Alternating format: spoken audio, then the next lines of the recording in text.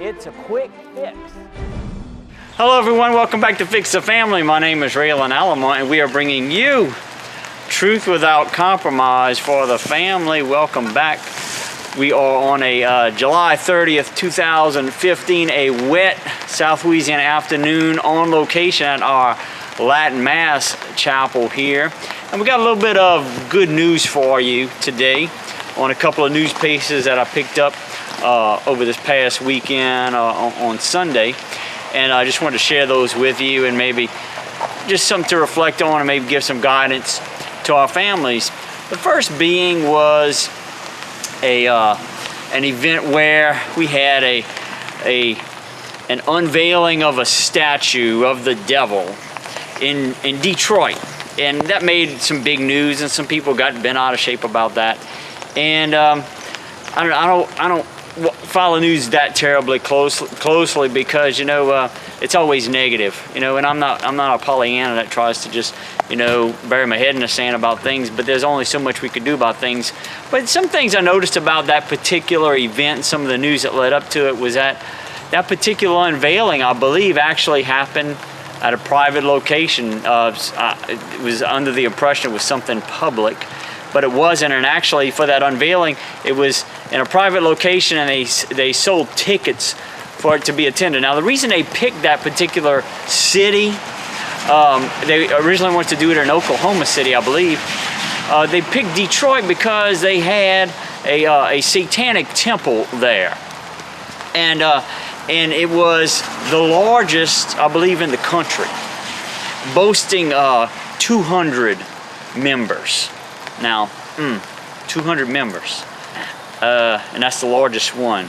And one thing we have to realize is that there's a great spiritual combat that's been going on, since almost the beginning of time, since the creation of the angels, actually, or the fall of the greatest angel. And that spiritual combat just continues to go on between good and evil, and that Satan is prowling about the world. And a few years back, I just came to a stark realization of that I wasn't going to ignore anymore. So I'm very much aware of Satan's activities and his interference with our activities and God's activities, and how he tries to draw us away from God. So that unveiling, it was not really that much of a surprise to me, and we can't be naive about the realities of the spiritual life and the spiritual combat. But look at 200 people. I mean, that's the size of probably a very minute, small parish in some small towns. I mean, and so what's the good news about that? That you might say, well, one of that is very small, and they had a hard time finding a place to do this. So it kind of shows you something about the people of this country. Not that we're perfect or that we're that great, but y'all might know I'm a baseball fan, and especially like Major League, the pros, the best. I mean, those guys are basically they're good, and I pay attention to that. And anywhere I turn, and even where I attend publicly, you could, at seventh inning, they call it the seventh inning stretch. You might think, well, they're gonna sing "Take Me Out to the Ball Game," and they do often. But you know what they also sing? They sing "God Bless America," and often the person that's leading it down on the field over the PA is a military person quite often. And I think that says something about the people of this country. I think that's some good news. And you look across this crowd of tens of thousands of people standing up, no matter where they pan that camera, these people standing up and singing along. I mean, are we a godless society? I really don't know. Maybe we have a godless government. We have people in the government that are out of touch with reality, but doesn't necessarily represent the people of this world and people of this country. Another item that really, I think, causes more attention, we need to pay attention to, actually happened here in the state of Louisiana. There was a homosexual man who was in a legal union with another homosexual man. I don't call those marriages because they're not. That's a term that was taken away from us, but illegal union. And he was attending his mother's funeral in Louisiana. And I picked this up off of theadvocate.com if you want to find the story. It's a secular newspaper in Baton Rouge. So it's a little town outside of Baton Rouge where this funeral was happening, and the particular individual that was there at his mother's funeral, since it was publicly known that he was in a legal homosexual union, he was denied communion by that priest. And I have the story here. Apologize, I'm kind of fumbling with my umbrella here, but bear with me. And it says that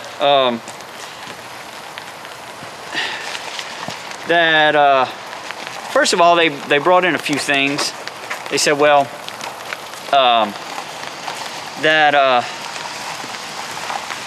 he was denied communion by the priest, and what happened was that the actual bishop, the diocese of Baton Rouge, issues him an apology, and then the archbishop from a neighboring diocese, the Archbishop of New Orleans, Gregory Amen, he issues a personal apology. Now, I'm not sure what we're apologizing for, and maybe that's a good question to ask the good Archbishop in New Orleans and the Diocese of Baton Rouge as well. Well, then they go and consult with a canon lawyer. And this is what the canon lawyer says. Being married outside the church, because that was the reason, not because he was homosexual, but because he was married outside the church. And publicly, kind of in your face, this is what I'm going to do regardless of what the Catholic Church is. And maybe he was ignorant, but let's just look at this. Being married outside the church should not be used to deny someone the Eucharist, Reverend Roger Keeler, the executive director of the Canon Law Society of America, said.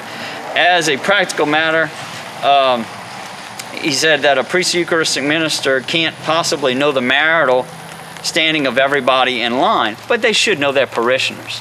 And obviously they knew what was going on with this particular individual, saying that it is not a weapon. Communion is not a reward for good behavior. It's food for weary souls. Okay, weary souls. Let's keep that in mind as we go on. A priest should find few reasons to withhold communion, he said. It is appropriate if the person is of a different faith or excommunicated formally by the church. He says, the individual says, I'm going to hold his name out. I would have stayed out of line if the matter had been broached before the funeral mass. Well, how would somebody know you're going to approach? If you know your faith, you know that you can't approach. Why doesn't he know his faith? He hasn't been taught, obviously. And he was expecting to be able to receive communion because it would be an intimate experience with his mother and the Holy Spirit. Because she is with the Holy Spirit, he's presuming she's in heaven. Church Jesus, we don't do that. We can't judge. We to pray for the dead. We don't know. And he could connect with her. So obviously a very ignorant person as far as the faith goes, and that he had drifted away from the church. All these reasons say that he should not have approached for communion. But here's the good news. This good priest, this is what he did. He published this and handed it out to everybody at the Mass of following day, next Sunday. He put a passage from 1 Corinthians that states, highlighted in red ink, whoever eats the bread or drinks the cup of the Lord in an unworthy manner will be guilty of sinning against the body and blood of the Lord. A man ought to examine himself before he eats of the bread or drinks of the cup. For anyone who eats or drinks without recognizing the body of the Lord eats and drinks judgment upon himself. The good news is that these bishops that are doing these things, they're retiring.